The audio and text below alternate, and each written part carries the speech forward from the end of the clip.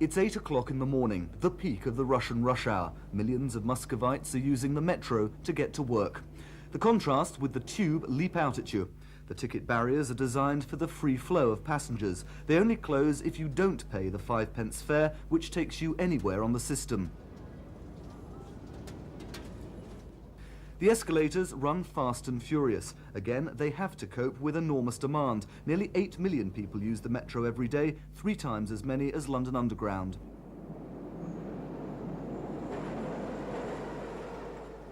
And then there are the trains, never more than 1.5 minutes between them at peak times. A digital timer tells passengers not how long till the next train, but how long since the last one departed. The stations are kept spotlessly clean, and many of them are actually beautiful.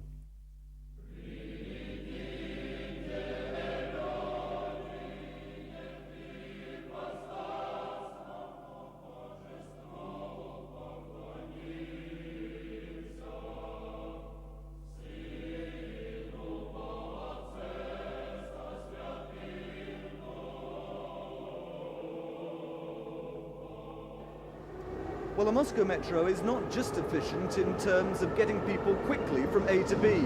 It's also extremely cost-effective. The Soviet state's subsidy to the Moscow Metro last year was just £14 million.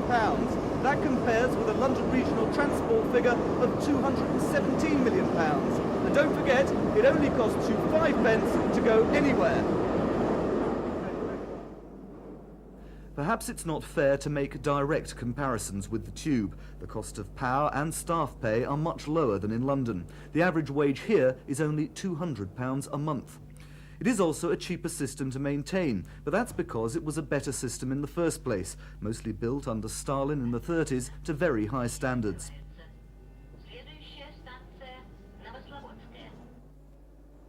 They do have accidents here. A few years ago, several people were killed when an escalator collapsed. But so far, there's been nothing like the King's Cross disaster, after which London Underground officials visited Moscow to see if there were lessons to be learned.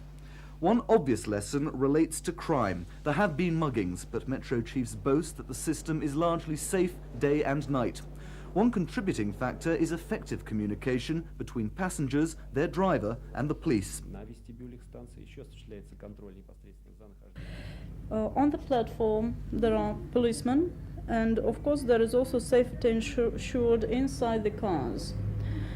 In case a person is attacked, there is a special button in each car which we call driver-passenger communication. It is possible to inform the driver of this incident, and then, with the help of radio, he would inform the trains in front of him and the trains following him about it, and the station as well. So, the Moscow Metro is cheap and efficient. It's fast, clean, attractive and safe. No wonder its passengers like it. It's the best. Do you think it's beautiful? Вы думаете, это красивое метро? Да. Yes. Потому что наше метро очень удобное, чистота идеальна. It is very clean, in fact. Does she think it's beautiful as well? Вы думаете, это красивое метро? Думаю, что красивое. I think it is beautiful. Московское метро удобное метро. Moscow metro is very comfortable. В общем-то, я даже думаю, что оно слишком богатое. Можно было не тратить столько денег на метро. Opulent, a bit too fancy looking. Не надо столько мрамора под землей. Shouldn't have spent that much money for all the Лучше marble. мрамор сверху. Нью-Йоркское метро, конечно, Maybe more marble is needed оно above. большое. Perhaps the Metro is a symbol of how the authorities here would like everything to be. One thing's for sure, when it comes to mass transport in a capital city, the Russians beat us hands down. Paul Arsman on the Moscow Metro, Thames News.